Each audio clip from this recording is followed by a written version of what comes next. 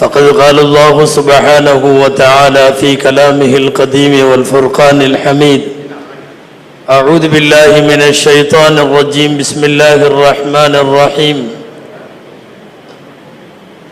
وأحسن كما أحسن الله إليك. صدق الله العظيم.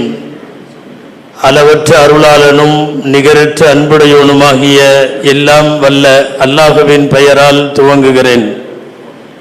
அருமைநாயகம் முஹம்மது ரசூலுல்லாஹ் ஸல்லல்லாஹு அலைஹி வஸல்லம் அவர்களின் மீதும் நற்பாக்கியங்கள் நிறைந்த அவர்களுடைய உம்மத்தின் மீதும் குறிப்பாக இந்த விழாவிலே வீற்றிருக்கிற நம் அனைவர் மீதும் எல்லாம் வல்ல அல்லாஹுவின் நல்லருள் என்றென்றும் நிறைவாக உண்டாவதாக.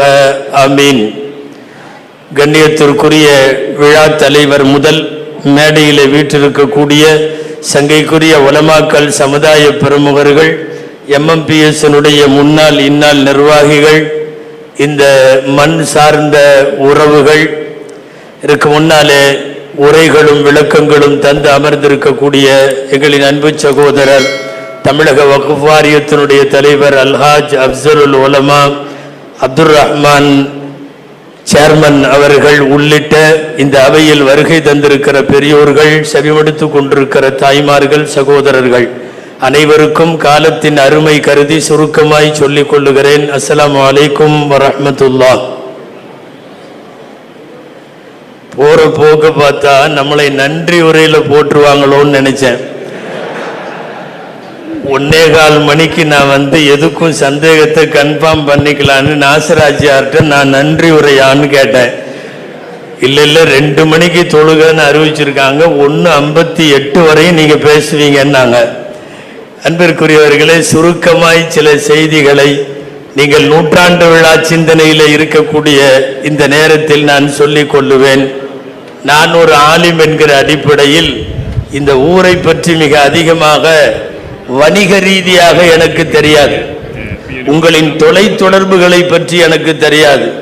ஆனால் இந்த ஊரினுடைய உலமா பெருமக்கள், இந்த ஊரினுடைய மார்க்க கல்வியாளர்கள், உலகெங்கிலும் சென்று அவர்கள் ஆற்றிய அரும் பணிகள், இவைகளெல்லாம் எங்களுக்கு நன்றாக தெரியும்.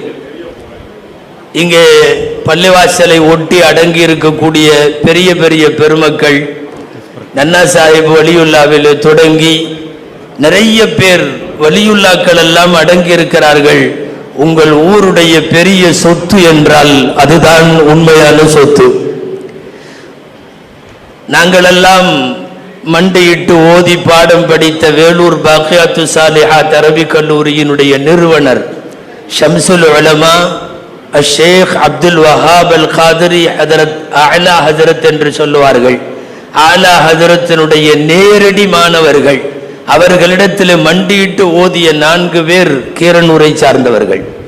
அவர்களிடத்தில் சில பேர் தான் நேரடியாக ஆலா ஹதரத்திடம் ஓதியவர்கள். அந்த வரிசையில் காலஞ்சென்ற நம்முடைய சிராஜுல் மில்லத் அவர்களுடைய தகப்பனார் தமிழிலே உங்களுக்கு தர்ஜுமதுல் குர்ஆன் பி அல்தஃபில் பயான் என்று அழகோர் தமிழாக்கத்தை இந்த தமிழ் கூறும் நல்லுலகத்திற்கு தந்த அக்கா அப்துல் ஹமீத் பாக்கவி உள்ளிட்டவர்கள் எல்லாம் ஆலா ஹஜரத்தினுடைய நேரடி மாணவர்கள். அந்த மாணவர்களிலே இந்த ஊரை சார்ந்தவர்களாக முகமது இஸ்மாயில் பாக்கவி ஹஜரத் அவர்கள், பழையவர்களுக்கு தெரியும், இந்த ஊரிலே சுமார் 60 ஆண்டு காலம் அவர்கள் இமாமாக இருந்தவர்கள். இன்றைக்கும் வாழ்ந்து கொண்டிருக்கக்கூடிய சங்கைக்குரிய முஹிபுல்லா ஹஜரத் அவர்களுடைய தகப்பனார் சயீத் ஹஜரத் அவர்கள், சயீத் ஹஜரத் அவர்கள் பாக்கவி அவர்கள் நேரடியாக ஆலா ஹஜரத்திடத்தில் ஓதியவர்கள். ஏன் பாக்கியாத்து சாலிஹாத்தில் ஆலா ஹஜரத்திடத்தில் ஓதி ஆலா ஹஜரத் அவர்களால் நியமிக்கப்பட்டு பாக்கியாத்திலேயே உஸ்தாதாக இருந்தவர்கள் இந்த ஊரை சேர்ந்த வேலூர் சாஹிப் நூர் முகமது ஹஜரத் கபிலா அவர்கள். இவர்களெல்லாம் இந்த ஊரினுடைய பாரம்பரிய தமிழக உலமாக்களிலே மூத்தவர்கள். ஷரீஃப் பாக்கவி அவர்கள், இந்த 4 பேரும் மர்ஹூம்கள், நவ்வரல்லாஹு மராகிதஹும் வ தகலல் ஜன்னத மஸ்வாஹும். இவர்கள் அத்தனை பேரும் இந்த மண்ணிற்கு பெருமை சேர்த்த மூத்த தலைமுறை உலமாக்கள். அதற்கு அடுத்து எங்களுடைய பார்வையில் எல்லாம்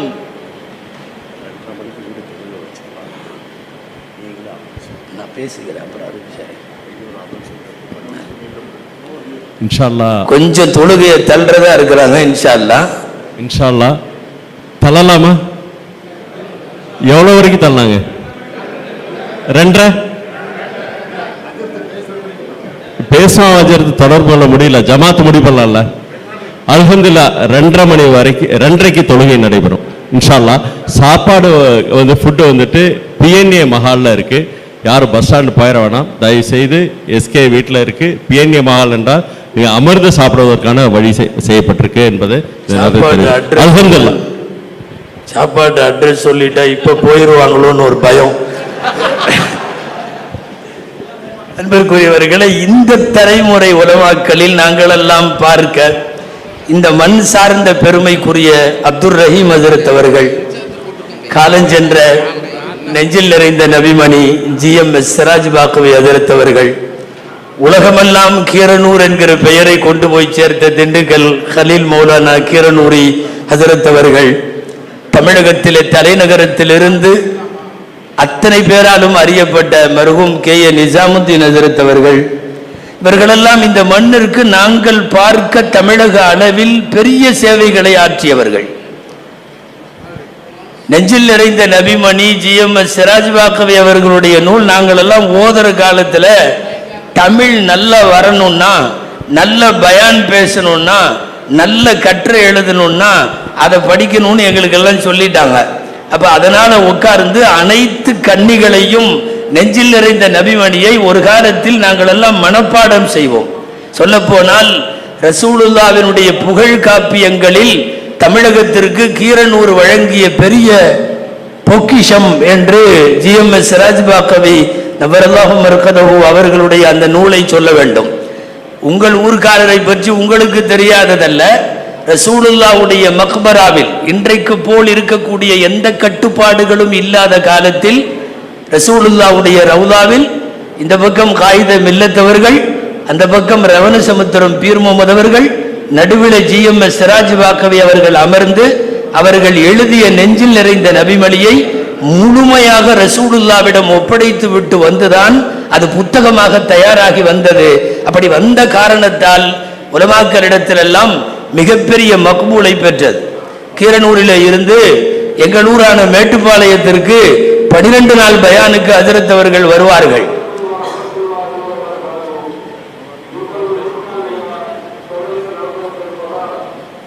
பயானுக்கு வருகிற போது 12 நாட்கள் தங்கக்கூடிய ஹஜ்ரத் அவர்களுக்கு சில துணிகளை துவைத்து கொடுப்பதும் கடையிலே போய் இஸ்திரி போட்டு வாங்கி கொடுப்பதுமான வேலையை நாங்கள் எல்லாம் ஒரு 8-9 வயசிலே செய்திருக்கிறோம். அவர்களுடைய பரக்கத் என்று நினைக்கிறோம். பின்னாலே உலமாக்களாக முடிந்தது. இந்த மண்ணிலே இருந்து மிகப்பெரிய அளவில் அறியப்பட்ட காலஞ்சென்ற அல்லாமா கலீல் அஹ்மது கீரனூரி ஹஜ்ரத் அவர்கள் தமிழக அளவில் மட்டுமல்ல, இந்திய அளவில் மட்டுமல்ல, அகில உலகம் முழுமைக்கும் ஒரு நிறைவான வேலையை செய்தார்கள். அடிக்கடி உலமாக்கள் பேசிக் கொள்வார்கள். தமிழ்நாட்டில் உள்ள எல்லா முஸ்லிம் கிராமத்துக்கும் யாரை தெரியுதோ தெரியலையோ 2 பேர்த்த கண்டிப்பா தெரியும். ஒன்னு நாகூர் அனிபா, இன்னொன்னு கலீல் மௌலானா என்று சொல்லுவார்கள். அந்த அளவிற்கு பரவலாக எல்லோராலும் அறியப்பட்ட ஆலிம்கள். குறிப்பாக நான் கடைசியாக சொன்ன மர்ஹூம் கே.ஏ. நிஜாமுத்தீன் ஹஜ்ரத் அவர்கள் ஹஜ்ஜினுடைய வழிகாட்டுதலிலே தொடங்கி எக்கச்சக்கமான நூல்களை மொழிபெயர்த்திருக்கிறார்கள், எழுதியிருக்கிறார்கள். ஆக்கப்பூர்வமான பல்வேறு பணிகளை தலைநகரத்தில் இருந்தவர்கள் செய்ததை எல்லாம் நாங்கள் கண்கூடாக பார்த்திருக்கிறோம். மட்டுமல்ல, இன்றைக்கும் கூட ஏறத்தாழ இதுவரைக்கும் இந்த மலர் தருகிற தகவல் படி 150 உலமா பெருமக்கள் கீரனூரில் இருந்து கிளம்பி நாடு முழுக்க இமாம்களாய், அரபிக் கல்லூரியின் பேராசிரியர்களாய், மக்தப் மதரசாக்களுடைய உஸ்தாதுகளாய், பத்திரிகை உள்ளிட்ட இஸ்லாமிய ஊடகங்களிலே பணியாற்றுகிற இல்முக்கு சொந்தக்காரர்களாக இவ்வளவு பேர் இருக்கிறார்கள் என்பதெல்லாம் இந்த மண்ணினுடைய பாரம்பரியம். இந்த நேரத்தில் 100ஆண்டு விழாவை நீங்கள் நினைவு கூறுகிற இந்த நேரத்தில் உங்களிடம் சொல்லுகிறேன், இந்த ஊரில் ஆலிம்களின் பாரம்பரியம் தொடர வேண்டும். தயவு செய்து ஓதுவதற்கு அனுப்புகிற ஆலிம்களையும் ஹாஃபிதுகளையும் உருவாக்குகிற உங்களினுடைய அந்த பயணத்தில் தொய்வு வராமல் இன்னமும் பல்லாயிரம் ஆலிம்களை கீரனூர் பெற வேண்டும். அதற்கு உங்களுடைய ஒத்துழைப்பு வேண்டும். ஒன்றுமில்லை, உங்கள் குடும்பத்தில் ஒரு ஆலிம் என்கிற இலக்கோடு பயணித்தால் உலமாக்கள் நிறைந்த ஊராக ஆக முடியும். ஆனால் வருத்தம் என்னவென்றால், தமிழகத்தில் இஸ்லாமியர்கள் நிறைந்து வாழுகிற மேலப்பாளையமோ கீழக்கரையோ காயல்பட்டணமோ அல்லது பல்லவட்டியோ கீரனூரோ எதுவாக இருந்தாலும் சமீப காலங்களில் ஆலிம்களாகிற எண்ணிக்கை குறைந்து வருவது வேதனைக்குரியது. மீண்டும் இந்த படலம் முன்னெடுக்கப்பட வேண்டும். ஒரு நாட்டுக்கு தேவையான ஒட்டுமொத்தமான மார்க்க பணிகளை உங்கள் ஊரில் இருக்கக்கூடிய உலமாக்கள் எல்லாம் கடந்த காலங்களிலே செய்திருக்கிறார்கள் என்பது இந்த ஊருக்கான மிகப்பெரிய ஆன்மீக பெருமை. நீங்கள் எல்லா இடத்திலையும் கடை வச்சிருக்கலாம். தமிழகம் தாண்டி 8 திக்கங்கிலும் திரவியம் தாண்டி தேடுவது போல 8 திசையிலும் சென்று நீங்கள் வணிக வளங்களை நிறுவி இருக்கலாம், ஏற்பாடு செய்திருக்கலாம், நல்ல முறையில் வளம் பெற்றிருக்கலாம், செல்வ செழிப்பு இருக்கலாம். ஆனால் உண்மையான பாரம்பரிய பெருமை என்பது இங்கே இருக்கக்கூடிய இல்மு உள்ள உலமாக்களை, ஹாஃபதுகளை உங்கள் ஊர் கொண்டிருப்பது, உங்கள் ஊரினுடைய மார்க்க ஸ்தாபனங்கள் நல்ல முறையில் வளர்ச்சி பெறுவது. அன்பிற்குரியவர்களே, நான் சமூக நல்லிணக்கம் என்கிற டைட்டில் நிற்கிறேன். சமூக நல்லிணக்கம் சம்பந்தமாக பேச வேண்டும். நாம சொல்லாட்டியும் பேசாட்டியும் கூட 4ஆம் தேதிக்கு அப்புறம் நல்லிணக்கம் வர்ற மாதிரி தெரியுது.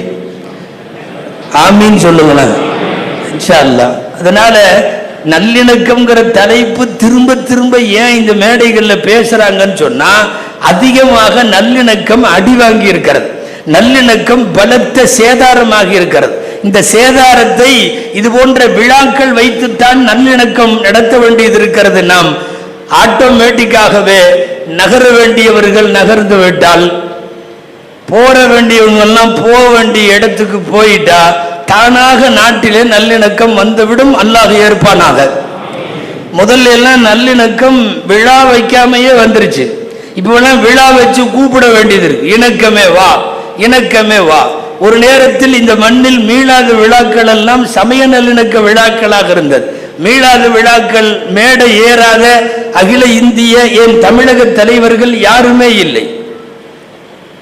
அண்ணா மேடை ஏறினார், கலைஞர் மேடை ஏறினார், அந்த அம்மையார் ஜெயலலிதா அவர்கள் மேடை ஏறினார், இன்றைக்கு இருக்கிற தலைவர்கள் மேடை ஏறினார்கள். பல்வேறு தமிழகத்தினுடைய கிராமங்களில் முஸ்லிம் லீக் அதனுடைய விழாவாக அது நடத்தியது. சொல்லிக்கிட்டே போல. நிறைய ஆச்சரியம் என்ன தெரியுமா, பெரியார் மீளாத விழாவில் பேசியிருக்கார். கடவுள் இல்லைன்னு சொல்ற பெரியார் மீளாத விழாவில் பேசியிருக்கார். ஏதோ ஒரு பிரச்சனையில அடுத்த கடவுளர்களை அவமதித்ததாக குற்றம் சாட்டப்பட்டு நீதிமன்றம் பெரியாருக்கு இடைக்கால தடை விதித்தது. நீங்க இனிமேல் மேடையில பேசக்கூடாது. 2 வருஷம் மேடையில பேசல. பெரியார் சாப்பிடாம கூட இருந்துருவார். மேடையில பேசாம அவர்னால இருக்க முடியாது. 2 வருஷத்துக்கு அப்புறம் முதல் கூட்டம் மதுரையில நடக்கிறது, கோரிமேட்ல. என்ன தெரியுமா, மீளாத விழா, சிறப்புரை தந்தை பெரியார். ஆச்சரியமாக இருக்கிறது. நிகழ்ச்சிக்கு தலைமை கவிக்கு அப்துல் ரஹ்மான் அவர்களுடைய தகப்பனார் மஹதி அவர்கள். மஹதியின் தலைமையில் பெரியார், தந்தை பெரியார் ஆற்றிய சிறப்புரை மீளாத விழாவில் ஒரு இடைக்கால தடைக்கு பின்னால் பெரியார் பேசிய உரை. கோரிமேட்டில் வைத்தவர்கள் பேசிய அந்த உரையிலே தான் இன ரீதியான, ஜாதி ரீதியான இழிவுகள் ஒழிவதற்கு இஸ்லாம் மிக முக்கியமான காரணம் என்பதை தந்தை பெரியார் உரைத்ததையும், அது நூலாக தொகுக்கப்பட்டு சிறு பெருதியாய் அங்கங்கே வழங்கப்படுகிறது என்பதெல்லாம் உங்களுக்கு தெரியும். நிறைய மேடைகள் என்னன்னா சமூக நல்லிணக்கத்தை சொல்லுகிற விழாக்களாக மீளாத விழாக்கள் இருந்தது, பள்ளிவாசல்கள் இருந்தது, மதரசாக்கள் இருந்தது. ஈரோட்டில் நடைபெற்ற ஜமாத்துல் உலமா மாநாடு, மாநில மாநாட்டிலே கூட நான் சொன்னேன், எத்தனையோ வழிபாட்டு தலங்கள், ஆலயம் இருக்கிறது. அவர்களெல்லாம் ஆகஸ்ட் 15 கொடியேற்றுகிறார்களா என்று தெரியாது. எங்கள் பள்ளிவாசல்கள் கொடியேற்றுகிறது, எங்களுடைய மதரசாக்கள் கொடியேற்றுகிறது. எங்களுடைய உலமாக்கள் சுதந்திரத்திற்கு போராடினார்கள். இன்றைக்கு மதரசாக்களில் உலமாக்கள் சுதந்திர கொடியை கையில் வைத்துக் கொண்டு அவர்கள் கொடியேற்றுகிறார்கள். ஆலயங்களில் வழிபடுகிற எத்தனை ஆலயங்களில் சுதந்திர தினத்தன்று காலையில் கொடியேற்றுகிறார்கள் சொல்லுங்கள் பார்க்கலாம். இணக்கத்தை வலிய வலிய உருவாக்கி தந்தவர்கள் முஸ்லிம்கள். எங்களுடைய பள்ளியின் விசேஷங்களில் எங்கேயாவது அவரவர்கள் விசேஷங்களில் நம்மை அழைக்கிறார்களா என்று தெரியாது. ஆனால் அழைக்கலாம் சில பேர். நாம் நடத்தக்கூடிய எல்லாவற்றிலையும் யாராவது ஒரு அடிகளார் வருகிறார், யாராவது ஒரு ஜெகத்கஸ்பர் வருகிறார், யாராவது ஒரு சுவாமிகள் வருகிறார், கூப்பிட்டு நல்லிணக்கத்தை இந்த மண்ணிலே தொடர்ந்து தக்க வைத்துக் கொண்டிருப்பது நாம் தான். அந்த நல்லிணக்கத்தை இன்றைக்கு வரையும் இழுத்து வைத்து போராடுகிறோம். நல்லிணக்கத்தினுடைய மேடைகளில் குறிப்பாக முதுகுளத்தூரில் நடைபெற்ற மீலாது விழாவில் இஸ்லாம் என்றால் என்ன என்று அண்ணா பேசிய உரை அன்றைக்கு தினத்தந்தி மலரிலே தொகுக்கப்பட்டு சிறு நூலாக வெளிவந்தது. அநேகமாக ஆலிம்கள் படித்தால் கூட புல்லரித்து போய்விடுகிற உரை. இஸ்லாம் அது ஒரு மதம் அல்ல, மார்க்கம் என்று தொடங்கி அண்ணா பேசிய சுமார் 40 நிமிட உரை. இதுவெல்லாம் இந்த மண்ணில் சமய நல்லிணக்கத்தை தழைப்பதற்கு முஸ்லிம்கள் வலிய தாங்களாக முன்னெடுத்து இந்த மண்ணிலே செய்த வேலைகள். நூற்றுக்கணக்கான மேடைகள். கலைஞருடைய மேடை மீலாது விழா மேடை. அதில் ஒரு நகைச்சுவை உண்டு, உங்களுக்கு சொல்ல வேண்டும். மீலாது விழா சிறப்புரை கலைஞர். கலைஞர் மேடைக்கு வந்து விட்டார். யாரோ பாட்டு பாடிட்டு இருந்தாங்க. நம்மளுக்கு யாரோ பைத்து படிச்சுட்டு இருந்தாங்க. அந்த ஷம்சுன் அந்த பதுருன் அந்த நூருன் ஃபௌக நூரின் படிச்சுட்டு இருக்காங்க. கலைஞர் பக்கத்தில் இருக்கிறவங்க கேட்டார், என்ன படிக்கிறாங்க? இந்த அரபியில் பெருமானார் நபிகள் நாயகத்தை புகழ்ந்து பாட்டு படிக்கிறாங்க, அதுக்கு என்ன அர்த்தம்னார். பக்கத்தில் இருக்கிறவர் சொல்லி கொடுத்தாரு, அந்த ஷம்சுன்னா நீங்கள் தான் சூரியன், அந்த பத்ருன்னா நீங்கள் தான் பௌர்ணமி, அந்த நூறுன் ஃபௌக நூரி நீங்கள் ஒளிகளுக்கு மேல் பேரொளி பிரகாசம்னு சொல்லிட்டார். அவ்வளோதான். கலைஞருக்கு தலைப்பு ரெடி ஆயிடுச்சு போல தெரியுது. பேசாம அப்படியே உட்கார்ந்துட்டார். முடிந்தது. கலைஞர் சிறப்புரைக்கு வந்தார். வந்த உடனே நான் உள்ள வந்த உடனே தம்பி அவர்கள் படித்து கொண்டிருக்கிற பாட்டிலே நபிகள் நாயகத்தை சூரியன் என்று சொன்னார். அப்படி சொல்லியிருக்க கூடாது. இது கலைஞர் பேசினது. அப்படி சொல்லியிருக்க கூடாது. சூரியனை பார்த்தா கண்ணு கூசும், உங்க தலைவரை பார்த்தா கண்ணு கூசுமா? கண்ணு குளிரும் அல்லவா? சூரியன் தன் கதிர்களால் எல்லாரையும் சுட்டரிக்கும், உங்கள் தலைவர் சுட்டரிப்பாரா? அவர் சாந்தமானவராச்சே. அதனால இனிமேல் நீங்கள் சூரியன் என்று சொல்லாதீர்கள், உதய சூரியன் சொல்லுங்க. ஏன்னா காலையில நேரத்தில் உள்ள உதய சூரியன் சுட்டரிக்காது, அதை பார்க்கறதுனால கண்கள் கூசாது. இப்படியோ கொண்டு அங்கே இழுத்துட்டு உதய சூரியன்ல நிறுத்தி கொஞ்சம் விட்டுருந்தா நபிகள் நாயகத்தை கட்சியில சேர்த்திருப்பாரு. அன்பிற்குரியவர்களே, சமய நல்லிணக்க விழாக்களில் பேசிய தந்தை பெரியாரோ அண்ணாவோ கலைஞரோ இந்த மண்ணின் எல்லா தலைவர்களும் இஸ்லாமிய மேடைகளில் நின்றார்கள். இஸ்லாமியர்களின் தொழுமிடத்தில் பள்ளிவாசலுக்கு வந்தார்கள், மதரசாக்களுக்கு வந்தார்கள். மீண்டும் மீண்டும் சொல்லுகிறோம், இந்த நாட்டினுடைய மத வழிபாட்டு தலங்களில் அது சார்புடைய நல்லிணக்க நிகழ்ச்சிகளை தொடர்ந்து முன்னெடுத்து நடத்துவது முஸ்லிம்கள் தான். அதை நாம் இன்றைக்கு வரையும் செய்கிறோம். நல்லிணக்க விழாக்கள் ஏன் கடந்த 10 வருஷமாக மிக அதிகமாக தேவைப்பட்டது என்பதை நான் உங்களுக்கு சொல்ல வேண்டியதில்லை, உங்களுக்கு தெரியும்.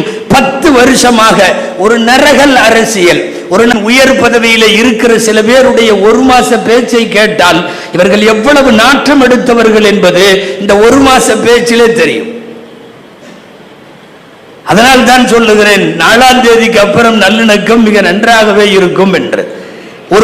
ஒரு நாற்றம் எடுத்த மதங்களுக்கிடையிலே பகை ஏற்படுத்தி அதன் மூலமாக குளிர் காய்கிற ஒரு மோசமான நடத்தையை இந்த மண்ணிலே செய்ய துவங்கியதால் அதற்கு எதிர்வினையாற்றுகிற இடத்தில் இருக்கிற நாம் பல்வேறு சமுதாயங்களை சார்ந்தவர்களை அழைத்து கைகூட்டி கொண்டு அவர்களோடு பயணிக்க வேண்டிய காலத்தினுடைய கட்டாயம் இன்றைக்கு நமக்கு ஏற்பட்டிருக்கிறது. அப்படி ஒரு மோசத்தை இன்றைக்கு செய்து வைத்து விட்டார்கள். வெறுப்பு அரசியல். ஸ்கூல் பிள்ளைகள்கிட்ட எல்லாம் உறுதிமொழி வாங்குறான், நாங்கள் இந்த என்னமோ ராஷ்டிரம் அமைப்போம், இவர்களை கொல்லுவோம். ரொம்ப அதாவது பிஞ்சு நெஞ்சங்களில் விதிக்க வேண்டிய நீதி போதைகள், மாரல் சயின்ஸுகளை எல்லாம் விட்டுட்டு வன்முறையை தூண்டுகிறது பள்ளிக்கூடங்கள். பாடப்புத்தகம் மாறுகிறது. பாடப்புத்தகத்திலே இஸ்லாமியர்கள் துரோகிகளாக சித்தரிக்கப்படுகிறார்கள். பல்வேறு வரலாறுகளை மாற்றி அமைத்தார்கள். ஏன்? கிரிக்கெட் விளையாட்டு வரைக்கும் இவர்கள் எதையும் விட்டு வைக்கவில்லை, எதையும் விட்டு வைக்கவில்லை. கும்பல் படுகொலை என்று சொல்லி ஒரு முஸ்லிமை நிற்க வைத்து சுற்றிலும் உருட்டு கட்டைகளால் தாக்கிய கொலை செய்தார்கள் அல்லவா? சமீபத்தில் சமய நல்லிணக்க நிகழ்வு ஒன்றில் பேசிய நம்முடைய அன்பு சகோதரர் சசிகாந்த் IAS அவர்கள் சொன்ன மாதிரி, புதிய கவர்மெண்ட் அமைந்து ஒரு நீதிமன்றம் அமைத்து மதப்படுகொலைகளை விசாரிக்க தனி நீதிமன்றம் அமைத்தால் அடுத்த 5 ஆண்டும் கொலை தண்டனை நிறைவேற்றுவதற்கு அவ்வளவு பேர் இருக்கிறாங்க. நாட்டில் அவ்வளவு படுகொலைகள் நடந்தது, பயங்கர படுகொலைகள். ஒரு பிற்படுத்தப்பட்டவனை, ஒரு தாழ்த்தப்பட்ட ஜாதியை, ஒரு ஒடுக்கப்பட்ட சமூகத்தை சார்ந்தவன் என்கிற காரணத்தால் அவனை உட்கார வைத்து அவன் மீது ஒண்ணுக்கு இருக்கிற இவ்வளவு கேவலத்தை இந்த உலகத்தின் எந்த நாடாவது செய்யுமா? நான் சொல்லுவதெல்லாம் ஏன் சமூக நல்லிணக்கம் எதற்காக தேவை என்பதற்காக சொல்லுகிறேன். இவ்வளவு மோசமான நடத்தைகளை 10 ஆண்டுகளில் நடத்திவிட்டதால் தான் நல்லிணக்கத்தை இழுத்து பிடிக்க வேண்டிய ஒரு சூழ்நிலைக்கு நாம் ஆளாகி இருக்கிறோம். வரலாறு பூரா மாத்திட்டான். இங்கே கோட்சேக்கள் எல்லாம் தியாகி ஆகிறார்கள், காந்திகள் எல்லாம் துரோகிகள் ஆகிறார்கள். காந்தி துரோகி ஆகிறார், கோட்சே தியாகி ஆகிறார். எங்கள் வழி கோட்சே வழி என்று உறக்க ஊடகங்களில் சொல்லுகிறவர்கள் இப்போதெல்லாம் எந்த கூச்சமும் படுவதில்லை, துணிந்து அதை சொல்லுகிறார்கள். ஒரு வைக்கப்புள்ள காந்தியை செஞ்சு பெட்ரோல் ஊற்றி கொளுத்துகிற உயர்மட்ட தலைவர்கள் இந்த நாட்டிலே இருக்கிறார்கள். கிறிஸ்தவர்கள் கிறிஸ்துமஸ் பண்டிகை கொண்டாடுகிற போது ஒரு கிறிஸ்துமஸ் தாத்தாவை புல்கூட்டிலே செய்து அந்த தாத்தாவை பெட்ரோல் ஊற்றி கொளுத்து விட்டு அதன் மூலமாக கொக்கரித்துக் கொள்ளுகிற, ஆனந்தப்பட்டுக் கொள்ளுகிறவர்கள் எல்லாம் ஏதோ கிராமத்தில் உள்ள பாமரர்கள் அல்ல, ஒரு சில குறிப்பிட்ட கட்சிகளின் அமைப்புகளினுடைய உயர் பிரதிநிதிகள். இதுவெல்லாம் நடக்கிறது. ஹரியானா மாவட்டம் மாணவர்களுக்கு இடையிலே கல்வி போட்டி, அது திறனாய்வு போட்டி என்று சொல்லுகிறார்கள். மாவட்ட கலெக்டர் முன்னிலையில் நடக்கிற திறனாய்வு போட்டி, எல்லா பேப்பருக்கும் கொஸ்டின் கொடுக்குறாங்க. நான் சொல்றது உண்மை, நீங்க கேள்விப்பட்டிருக்கலாம். கொஸ்டின்ல என்ன வந்திருக்கு தெரியுமா? கேள்வி, கொஸ்டின்ல கேள்வி வருது, காந்தி ஏன் தற்கொலை செய்து கொண்டார்? இது கேள்விங்க. நமக்கு சிரிப்பு வருது, அவருங்க தற்கொலை செய்து கொண்டாருன்னு. வரலாறை மாற்ற அடுத்த தலைமுறைக்கு கொஞ்சம் கொஞ்சமா விஷத்தை ஏத்தணும். இன்றைக்கு இருக்கிற ஒரு 8ஆம் வகுப்பு படிக்கிற பையனுக்கு கோட்சேவும் அவன் பச்சை இஸ்மாயில் என்று குத்தியதும் எல்லாம் அவனுக்கு தெரிந்திருக்காது. இதுல என்னன்னா, இது விடை இவனாக எழுதுற கொஸ்டின் அல்ல, ஆப்ஷன் கொடுக்கிற கொஸ்டின் தான். இதுல இதை டிக் அடி அப்படின்னு அவன் எதையாவது அடிக்க வேண்டும். பெரும்பாலான பேர் குடும்ப பிரச்சனையில தற்கொலை செய்து கொண்டாருன்னு எழுதி வச்சிருக்கான். குடும்ப பிரச்சனை, கடன் தொல்லை. என்ன தெரியுமா, நமக்கு இது இன்றைக்கு நகைச்சுவையாக தெரியலாம். நாளைய தலைமுறை காந்தி தற்கொலை செய்து கொண்டார் என்கிற ஒரு பொய்யான கருத்தை நிறுவுவதற்கு, அப்படி ஒரு கருத்தை கட்டமைப்பதற்கு இவ்வளவு பேர் ஜனநாயகவாதிகளும் அறிவுஜீவிகளும் இன்டலெக்சுவல்களும் வாழுகிற இந்திய மண்ணில் இன்னைக்கு அப்படி ஒரு கேள்வியும் கொஸ்டின் பேப்பரும் வருதா இல்லையா? சாதித்து விட்டார்கள். காந்தியை எந்த உயரத்திற்கு இந்த தேசம் கொண்டு போனதோ அதே உயரத்திற்கு காந்தியை கொன்ற கோட்சேவையும் கொண்டு போய் விட்டார்கள். இவர் என்ன நல்லிணக்கம்னு பேச சொன்னா வேற மாதிரி பேசுறாரு அப்படின்னு நீங்க நினைக்க கூடாது. நல்லிணக்கத்திற்கு ஆபத்தானவர்களை சொல்லி நகர்ந்து கொண்டாலே நல்லிணக்கம் தானா வந்துடும். நீங்க யாரும் தயவு செய்து வருத்தப்பட வேணாம். நான் யார் பேரையுமே சொல்லல, ஆரம்பத்திலிருந்து பாருங்க. நான் சொல்லாமையே நீங்க விளங்கிடுறீங்க அது எவன்னு. அது இந்த நாட்டோட பரக்கத்து. ஒரு மிகப்பெரிய மூதேவின்னு சொல்லும் போது உங்களுக்கு ஒரு நினைப்பு வருது, ஒரு ஆளுடைய உருவம் ஞாபகத்துக்கு வருது இல்லையா? நாம எந்த பேரும் சொல்றதா இல்லை. அன்பிற்குரியவர்களே, இந்த பண மதிப்பிழப்பு ரீமான்சேஷன் நடந்துச்சா இல்லையா? இப்ப மேத்தா ஒரு கவிதை எழுதியிருந்தார், மேத்தா. அன்னைக்கு இருக்கிற தினமணியில நடுப்பக்கத்துல கவிதை வந்துச்சு. கவிதையுடைய டாபிக், அதாவது முதல் நாள் வரைக்கும் எல்லாம் நோட்டு செல்லுது, அடுத்த நாள் செல்லாம போகுது, அன்னைக்கு தான் அறிவிக்கிறாங்க. அப்ப அவர் எழுதினார், பணம் பலவும் செய்யும் அப்படின்னு ஒரு தலைப்பு. பணம் 10 செய்யும் அல்ல, பணம் பலவும் செய்யும் அப்படின்னு தலை போட்டு எழுதிட்டே வந்தார். நேற்றைக்கு காகிதமாக இருந்தது, இன்றைக்கு நோட்டானது, இன்றைய காகிதம் நோட்டானது, என்னென்னமோ எழுதிட்டே வந்தார். அவரு எழுதின ஒரு வரி நான் சொல்றேன். கவிதையில் என்ன எழுதுறாரு தெரியுமா? புதுசா வந்திருக்கிற நோட்டை பத்தி எழுதுறார்.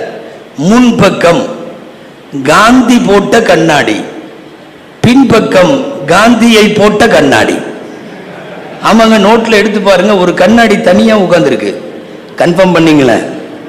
நோட்டு வேணா எடுத்து பாருங்க. முன்பக்கம் காந்தியோடு அவர் போட்டிருக்கிற கண்ணாடி இருக்கு, பின்னாடி பக்கம் என்னன்னே தெரியல ஒரு கண்ணாடி மட்டும் தனியா உட்கார்ந்து இருக்குது.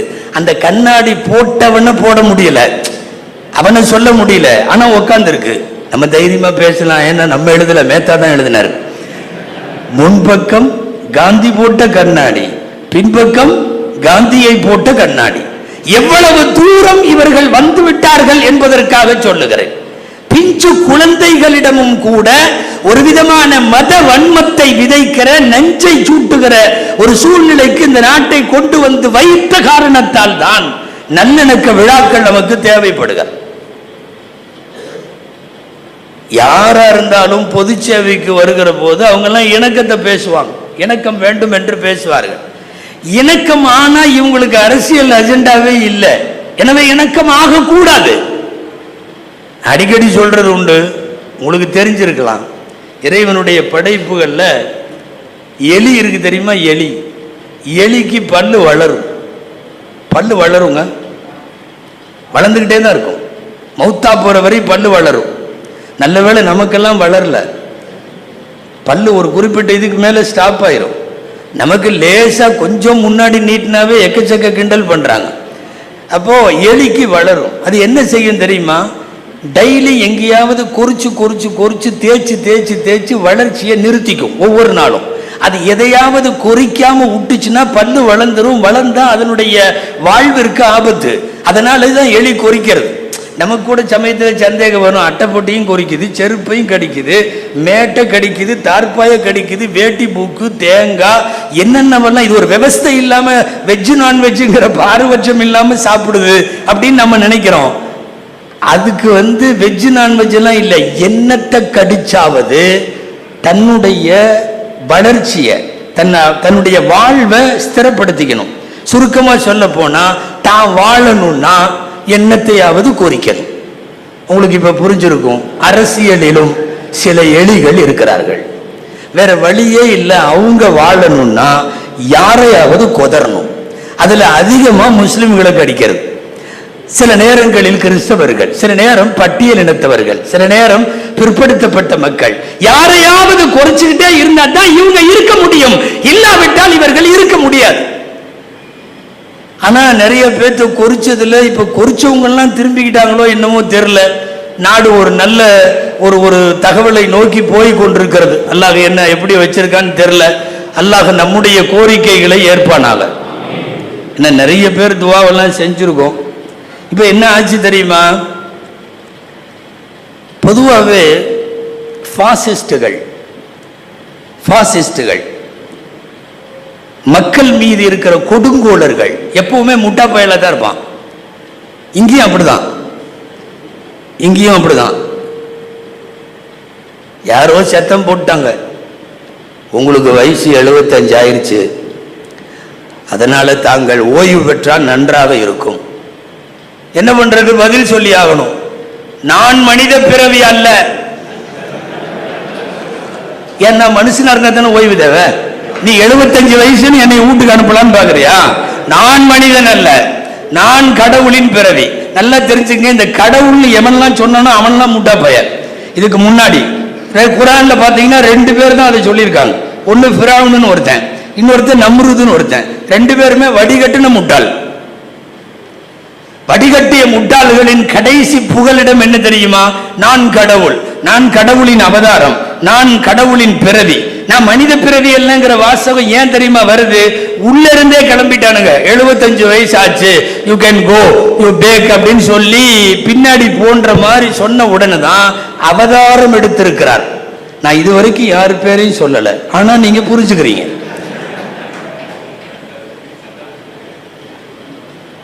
கடவுள்னு சொன்னவன் பூரா நிறைய முட்டாள்தனம் பண்ணியிருக்கான். ஒரே ஒரு சாம்பிள் சொல்லிட்டா, இந்த ஃபிரௌனுங்கிறவன் மூசா எதிரில் வந்துட்டார், அவர் ஆதாரத்தோடு வந்து விட்டார். இவன் என்ன பண்ணான்னு தெரியுமா? விறுவிறுவிறுன்னு ஊர்ல இருக்கிற சூனியக்காரர்களை எல்லாம் கூட்டிட்டான். குரான்ல சுமார் 9 இடத்துல இந்த செய்தி வருது. எல்லாத்தையும் கூட்டி மூசா பெரிய சூனியத்தோடு வருகிறார், அதை அழிக்கிற அளவுக்கு பெரிய சூனியத்தை நீங்கள் செய்ய வேண்டும். அவன் கவர்மெண்டே வந்துட்டதுனால காசை கரெக்டா பேசிடலான்னு முடிவு பண்ணிட்டான் சூனியக்காரன். குரான்ல இருக்கு, இன்னலனா லஅஜ்ரன் இன் குன்னா நஹ்னுல் காலிபின். 9வது ஜுஸ் 16வது ஜுஸ் ரெண்டுலயும் இருக்கு. ஆமா, நாங்க ஜெயிச்சுட்டா காசு கரெக்டா கொடுத்துருவீங்கல்ல. இன்னலனா லஅஜ்ரன் இன் குன்னா நஹ்னுல் காலிபின். அதுக்கு ஃபிரௌன் சொன்னா கால நஅம் வ இன்னக்கும் இதல் லமினல் முகர்ரபின். ஆமாமா, காசெல்லாம் கரெக்டா கிடைச்சிரும். அரண்மனைக்கு அரசுக்கு நீங்க ரொம்ப நெருக்கமானவங்களா மாறிடுவீங்க, நீங்க அவரை ஜெயிச்சா போதும். கூலிய கன்ஃபார்ம் பண்ணிட்டு இவன் போனதுக்கு அப்புறம் தப்சீர்ல எழுதுறாங்க, அவனா பேசிட்டானா சூனியக்காரர்கள்லாம். ஆமா, இவன் தான் கடவுளாச்சே, இவைய நம்மள்கிட்ட வந்தான். இல்ல கேப்பனா இல்லையா? ஏங்க நீ வந்து சாதாரணமா அரசேன்னு சொல்லிட்டு இருந்தேன்னா பிரச்சனை இல்லை. நீ திடீர்னு வந்து அனரப்புக்கும் ஆளா நான் கடவுள்னு சொல்லியிருக்க. கடவுள்ங்கிறவன் எதுக்காக சூனியக்காரன் போகணும்? இவன் காசு கூலி அதுல எதுவும் வில்லங்க வந்துடக்கூடாது. அதனால அதை கன்ஃபார்மா பேசி அனுப்பிச்சிட்டு அவனுக்குள்ள பேசுறானா, கடவுள் எதற்காக நம்மிடம் வர வேண்டும்? அங்கேயே தெரிஞ்சு போச்சு இவன் கடவுள் இல்லைன்னு. இப்ப கடவுள்கள் என்று சொல்லிக் கொள்பவர்கள் பெரும்பாலும் கடந்த காலங்களில் முட்டாள்களாகவே இருந்திருக்கிறார்கள். இப்போது உள்ள மனித பிறவி அல்லாததும் அப்படித்தான் என்கிற முடிவுக்கு நாம குரான்ல இருந்தே வர வேண்டியது இருக்கு. இந்த கடவுள் கடவுள்னு சொல்றவன் பூராமே கடைசியில மவுத்து வரும்போது மாட்டிக்குவான். மவுத்து வந்துட்டா என்ன பண்ண முடியும்? கடவுள் மௌத்தா போயிட்டாருன்னா சொல்ல முடியும்? இன்னாலில்லாஹி வ இன்னா இலைஹி ராஜிஊன். இந்த எங்கேயோ ஒருத்தர் ஏதோ ஒரு பாபான்னு சொல்லி அவரை போட்டு கடவுளாக்கி அவர் தான் கடவுள் அது இதுன்னு எல்லாம் சொல்லி, உங்க ஊருக்காரங்க அங்க வரையும் கடை வச்சிருப்பாங்கன்னு நினைக்கிறேன்.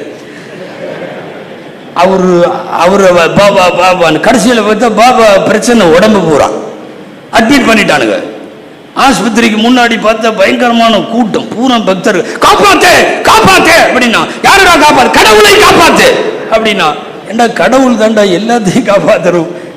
ஊர் உலகத்தில் உள்ளவங்களை எல்லாம் அவரு தான் காப்பாத்துரு. இப்ப பார்த்தா கடவுளுக்கு ட்ரிப் இறங்குது, கடவுளுக்கு டயாலிசிஸ் நடக்குது, எல்லாம் நடக்குதுங்க கர்நாடகாவில். மனிதர்கள் யார் கடவுளின் அவதாரம் என்று சொல்லுகிறார்களோ, யார் தன்னை கடவுளின் பிறவி என்று கருதுகிறானோ, மனித பிறவி அல்ல என்று சொல்லுகிறானோ, இவனெல்லாம் மாட்டிக்கிறது எங்க தெரியுமா? மவுத்து வரும்போது மாட்டிக்குவான்.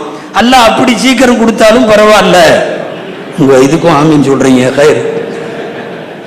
அன்பிற்குரியவர்களே, இது போன்ற தான் மனித பிறவி அல்ல என்று சொல்லி செய்த எல்லா விதமான கயமைத்தனங்களையும் புனிதப்படுத்துவதற்கான ஒரு வார்த்தை. நான் சொன்னது ஃபிரௌனுடைய ஒரு முட்டாள்தனம். நீங்க குர்ஆன்ல வழி நெடுக ஃபிரௌனை வாசிச்சு பாருங்க.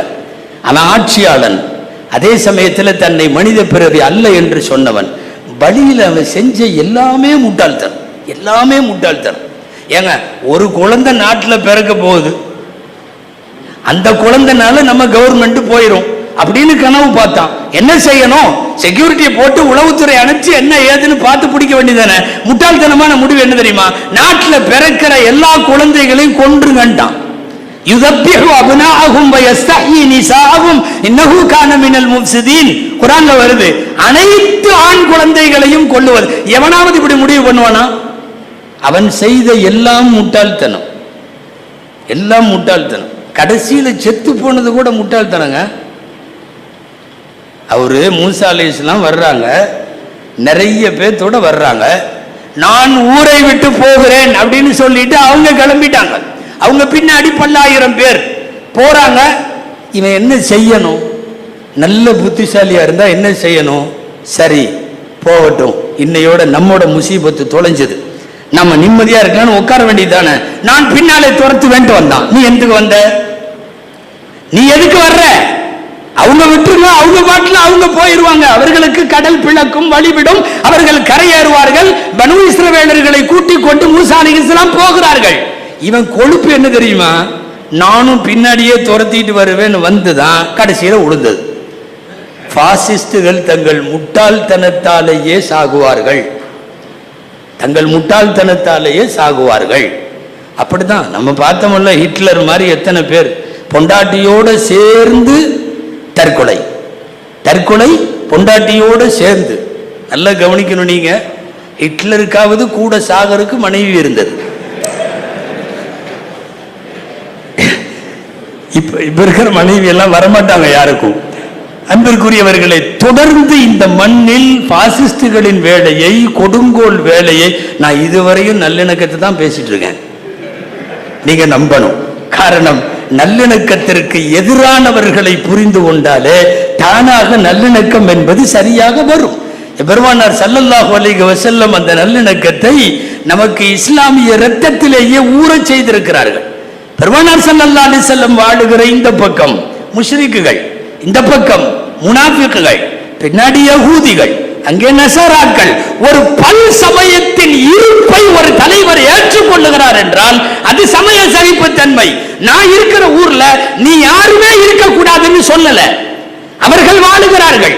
யகூதிகள் அவர்களின் மத உரிமைகளோடு வாழுகிறார்கள், நஸராக்கள் தங்கள் வழிபாட்டு உரிமைகளோடு வாழுகிறார்கள். சிலை வணங்கிகளுக்கு அனுமதி இருக்கிறது, முனாஃபிக்குகள் என்கிற நயவஞ்சகர்களுக்கு அனுமதி இருக்கிறது. ஒரு பல்லின சமூகத்தில் பல் சமயத்தின் இருப்பை ஒரு மண்ணிலே ஏற்றுக்கொள்வது என்பதுதான் உண்மையான சமய சகிப்புத்தன்மை. இந்தியாவினுடைய பெரிய பெருமை என்ன தெரியுமா? பேசிக் ஸ்ட்ரக்சர் ஆஃப் கான்ஸ்டிடியூஷன், இந்த நாட்டினுடைய அரசியல் சட்டத்தினுடைய அடிப்படை கூறுவே செக்யூலரிசம் தான். பதவி ஏற்கிற எல்லாரும், முன்னால் எம்பி இருக்கிறார்கள் தெரியும், எம்பிகளாக இருந்தாலும் அமைச்சர்களாக இருந்தாலும் பிரதமர், ஜனாதிபதி உட்பட அத்தனை பேரும் இந்தியாவினுடைய செக்யூலரிசத்தை பாதுகாப்பதை, செக்யூலரிசத்தை அவர்கள் கட்டி காப்பதை உறுதி செய்வதை தான் அவர்கள் எல்லாம் எடுத்துக் கொள்கிறார்கள். செக்யூலரிசம்னா என்ன? செக்யூலரிசம் என்றால் கவர்மெண்ட்டுக்கு மதம் கிடையாது, கவர்மெண்ட்டுக்கு மதம் கிடையாது. ஜனாதிபதிக்கு ஒரு மதம் இருக்கலாம், பிரதமருக்கு ஒரு மதம் இருக்கலாம், அமைச்சருக்கு ஒரு மதம் இருக்கலாம், எனக்கு ஒரு மதம், உங்களுக்கு ஒரு மதம். கவர்மெண்ட்டுக்கு மதம் இல்லை. அரசு என்பது மதம் சாராத அரசு என்பதுதான் செகுலரிசம்க்கு அர்த்தம். ஆனா இன்னைக்கு முழுக்க முழுக்க ஒரு அரசு என்பது ஒரு பக்க சார்பாக, ஒருதலை பட்சமாக, ஒரு மதத்தின் பக்கம் சார்புடையதாக போய்விட்டதா இல்லையா? இந்த மண்ணில் நல்லிணக்கம் எதனால் பேசப்பட வேண்டும் என்றால் இந்த ஒன்றுக்காக. செக்யூலரிசம் என்பது குழி தோண்டி புதைக்கப்பட்டு விட்டது.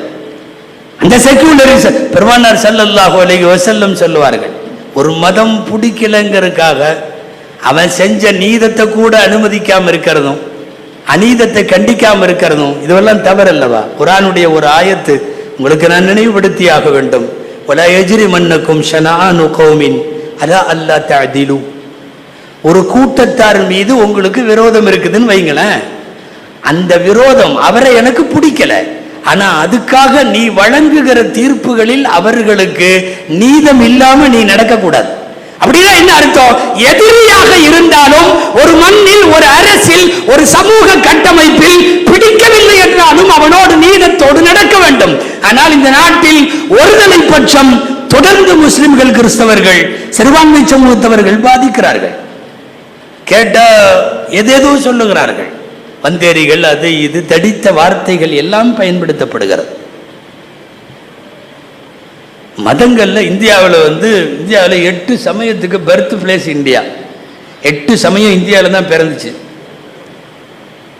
சரி, இஸ்லாம் இங்கு பிறக்கவில்லை, வெளியிலிருந்து வந்தது. இஸ்லாத்தினுடைய தோற்றுவாய் மக்காவும் மதீனாவும். கிறிஸ்தவம் பிறந்த இடம் எது தெரியுமா? பலஸ்தீன், பைத்துல்லஹம், இயேசு பிறந்த இடம் அங்க இருக்கிறது அல்லவா? பலஸ்தீன் தான் அசல்ல கிறிஸ்தவ சமுதாயம் பிறந்த இடம். இப்ப என்ன தெரியுமா? பலஸ்தீன்ல கிறிஸ்தவர்களை காணோம், ஆனா உலகம் முழுக்க வியாபித்திருக்கிறார்கள். மக்காவில தோன்றிய இஸ்லாத்தினுடைய வடிவந்த முஸ்லிம்கள் உலகம் முழுக்க வியாபித்திருக்கிறார்கள். சில இடங்கள்ல சில மதங்கள் தோன்றும், அந்த மதத்துக்காரங்க அங்க இருக்க மாட்டாங்க. உதாரணமா புத்த மதம். புத்த மதம் தோன்றியது இந்தியாவில். இந்தியாவில் புத்தர்களை காணோம். இலங்கை முழுக்க அவர்கள், இந்தோனேஷியா முழுக்க அவர்கள், அந்த தெற்காசியாவினுடைய அந்த சுமத்ரா நதி போகிற இடம் அத்தனையும் புத்த மதம். அப்படியே கம்போடியா, அது இதுன்னு எங்க வேணாலும் போங்க, எல்லா இடத்திலும் பரவி விரவி கிடக்கிறது புத்த மதம். இலங்கையிலே அது அரசனுடைய மதமாக ஏற்றுக்கொள்ளப்பட்டது. புத்த மதம் தோன்றினது எங்க? இந்தியாவில் இல்லை. எனவே இங்கு தோன்றியவைகள் இங்கு மதிப்பில்லாமல் போய் வெளியிலே மதிப்பானது போல, வெளியிலே தோன்றி இங்க வந்து மதிப்பானது நிறைய. அந்த அடிப்படையில் இந்த நாட்டில் பல்வேறு தீண்டாமையால், சமூக அநீதிகளால் பாதிக்கப்பட்ட மக்கள் இங்கே இஸ்லாத்திலே சேர்ந்தார்கள். பாரம்பரியமாக இந்த முஸ்லிம்கள் வாழ்ந்து கொண்டிருக்கிறோம். அப்படிப்பட்ட இந்தியாவினுடைய பன்முக சூழல் என்பது நீண்ட நெடுங்காலமாக பாதுகாக்கப்பட்டு வந்தது. அந்த ஒட்டுமொத்தமாக அந்த சீர் அமைப்பை 10 வருஷத்தில் ஏறத்தாழ சீர்குலைத்து விட்டார்கள் என்று சொல்ல வேண்டும். ஹரித்வாரிலே உங்களுக்கெல்லாம் தெரியும், நான் கோடிட்டு காட்டிவிட்டு செல்ல வேண்டும் என்பதற்காக சொல்லுகிறேன். லட்சக்கணக்கான முஸ்லிம்களை கொல்ல வேண்டும். உங்கள் வீட்டில் ஒவ்வொருவர் வீட்டிலே இருந்தும் ஒரு சகோதரனை தாருங்கள், ஆயுதத்தோடு அவன் வரட்டும், முஸ்லிம்களை கொல்ல வேண்டியது இருக்கிறது என்று சொல்லி சாமியார்கள் சாதுக்கள் எல்லாம் இருக்கக்கூடிய ஒரு மாநாட்டிலே தீர்மானம் நிறைவேற்றுகிறான். இந்த மாநாட்டினுடைய விருந்தாளிகளில் 3 பேர் மத்திய அமைச்சர்கள். இந்த நாட்டில் பிற்படுத்தப்பட்ட சிறுபான்மை மக்களுக்கு எதிரான கோஷங்கள் இவ்வளவு தூரம் நாளுக்கு நாள் வலுப்பெற்று கொண்டே வருகிற போது நல்லிணக்கத்தை மிக வேகமாக கையில் எடுக்க வேண்டியதும் ஓரணியிலே இணைக்க வேண்டியதும் நம்முடைய கடமை. எம்பெருமானார் ஸல்லல்லாஹு அலைஹி வஸல்லம் எங்களுக்கு சொல்லி தந்தது மதமெல்லாம் இல்லை, மதம், ஜாதி, இனம், மொழி எல்லாம் கடந்து மனிதாபிமானத்தோடு வாழுதல் என்பது எங்கள் பெருமானார் சொல்லி தந்த பாடம். எதிரியை கூட பெருமானாரின் நற்குணத்தில் அணுகுவது முஸ்லிம் சமுதாயம். அவன் எவ்வளவு பெரிய துரோகியா இருந்திருப்பான். எத்தனை பேர் மக்காவிலே பெருமானாரை சந்தித்தவர்கள் அப்படியே கை கொடுத்து புன்னகை வாயில வர்றதுக்கு அது எவ்வளவு பெரிய இரும்பு இதயமாக இருக்க வேண்டும், எவ்வளவு பெரிய சகிப்புத்தன்மையாக இருக்க வேண்டும். ஆரம்ப கட்டம். நான் இதை சொல்லி நிறைவுக்கு வருகிறேன். பெருமானார் ஸல்லல்லாஹு அலைஹி வஸல்லம் சந்திக்க ஒருத்தர் வர்றார். காஃபிர்களுடைய பெரிய தலைவர், விஐபி. அவருக்கு வாயில் இப்னு ஹுஜர்னு பேர். ஹதீஸ்ல எல்லாம் வரும், சஹீஹுல் புகாரில எல்லாம் வாயில் அப்படின்னு வரும். வாயில் இப்னு ஹுஜர் பார்க்க வர்றார். அதாவது வரட்டு ஜாதி வெறி, ஆதிக்க வெறி பிடித்தவர். இந்த வர்ணபேதங்களை அடிப்படையாக கொண்ட பிடிவாதக்காரன்னு வைங்களேன். ரசூலுல்லாஹ் உட்கார்ந்து இருக்கிறார்கள். பக்கத்தில் உட்கார்ந்திருப்பது முஆவியா ரலியல்லாஹு அன்ஹு. முஆவியா ரலியல்லாஹு அன்ஹு வஹியை எழுதக்கூடியவர்கள்.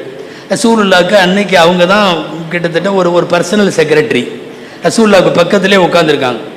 இவர் வந்தார், சுற்றி இருக்கிறவங்களையெல்லாம் ஒரு புழுவை பார்க்குற மாதிரி பார்த்தார்.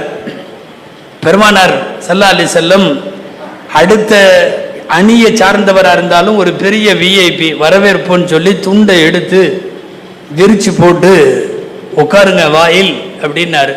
வாயில் இப்னு ஹுஜர் உட்கார்ந்தார். உட்காந்துட்டு ரசூலுல்லாஹ்ட்ட கொஞ்ச நேரம் பேசிட்டு கிளம்பினார். ரசூலுல்லாஹ் சொன்னாங்க, முஆவியா ரலியல்லாஹு பக்கத்தில் உள்ளவங்கள்ட்ட போய் ஊர் எல்லை வரைக்கும், நம்மளுடைய எல்லை வரைக்கும் போய் வழி அனுப்பிட்டு வா அப்படின்னாங்க. வாயில் இப்னு ஹுஜர் கூட்டிட்டு அவர் ஒட்டகத்து மேலே ஏறிட்டார். முஆவியா நடக்கிறார்கள். அன்னைக்கு முஆவியாட்ட எல்லாம் ஒன்றும் இல்லை, காலில் செருப்பு இல்லை, நல்ல வெயில். இதில் ஏறி அப்படி கூட போய் ரசூலுல்லாஹ் சொல்லியிருக்காங்க, ஊர் எல்லை வரையும் போய் விட்டுட்டு வரணும். நான் உங்கள் ஒட்டகத்தில் ஏறிக்கிறேன், உங்களை விட்டுட்டு வர்றேன், அல்லாஹ்வின் தூதர் உங்களை வழி அனுப்பிட்டு வர சொல்லியிருக்காங்க. அப்போது வாயில் இப்னு ஹுஜர் சொன்னார், என் ஒட்டகத்தில் உட்கார்ற அளவுக்கெல்லாம் உனக்கு இன்னும் தகுதி வரல. உங்களை மாதிரி உள்ளவனுங்க, அதாவது ஜாதிய வெறின்னு வைங்களேன், அந்த அளவுக்கெல்லாம் தகுதி இல்லை, நடந்து வா அப்படின்ட்டாங்க. அவர் ஒட்டகத்தில் போறார், இவர் நடந்து போறார். அல்லது ஒரு வார்த்தை வேணாம்பான்னு கூட சொல்லலை, நடந்து வா.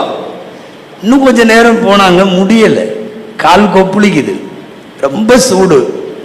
கடைசியாக அவங்களாம் ஒரு ஐடியா யோசிச்சு முஆவியா ரலியல்லாஹு அன்ஹு வாயில் இப்னு ஹுஜர்ட்ட கேட்டார், நீங்கள் ஒட்டகத்து மேலே தான் உட்காந்துருக்கீங்க, ஆனால் நீங்கள் செருப்பு போட்டிருக்கீங்க, உங்களுக்கு இப்போ அது தேவையில்லை, அந்த செருப்பை கொஞ்சம் கொடுங்க, நான் போட்டுட்டு நடந்து வர்றேன், அந்த எல்லையில் வந்த உடனே உங்கள் செருப்பை உங்களுக்கு கொடுத்துட்றேன் அப்படின்னு சொன்னார்.